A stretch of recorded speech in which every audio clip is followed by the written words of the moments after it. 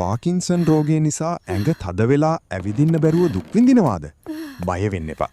අද මම ඔබට කියලා දෙන්නේ නිවසේදීම කරන්න පුළුවන් හරිම සරල ආරක්ෂිත ව්‍යායාම තුනක්. පළමු ව්‍යායාමය. ශක්තිමත් පුටුවක කෙලින් වාඩි වෙන්න. සෙමින් එක් දන හිසක් උඩට ඔසවන්න. තත්පර 5ක් තියාගෙන බිමට තියන්න. අනෙක් කකුලත් එසවීම කරන්න. මේ කකුල් වලට ලේ ගමනාගමනය වැඩි කරලා ඇවිදීමට පහසුවක් ගෙනෙනවා. දෙවන ව්‍යායාමය. බිත්තියකට මුහුණලා අත් දෙක බිත්තියේ තියාගෙන පාද උරහිස් පළලින් තබා ගන්න. හිමින් වැලමිට නවාගෙන ශරීරය බිත්තිය දෙසට ගෙනෙන්න.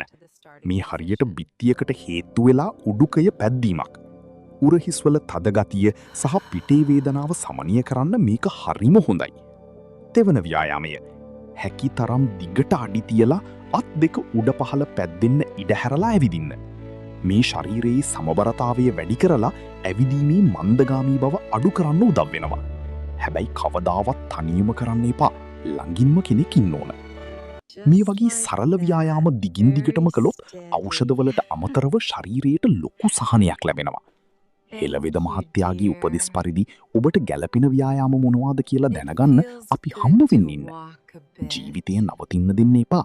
අදම සුවසහන විද ගෙදරට පැමිණ විද මහත්තයා හමු වෙලා නිවැරදි ව්‍යායාම ක්‍රම ඉගෙන ගන්න. සැහැල්ලු ජීවිතයක්. අපි තවත් මෙවැනි වටිනා ව්‍යායාම ඉගෙන ගන්න දැන්ම ෆොලෝ කරන්න.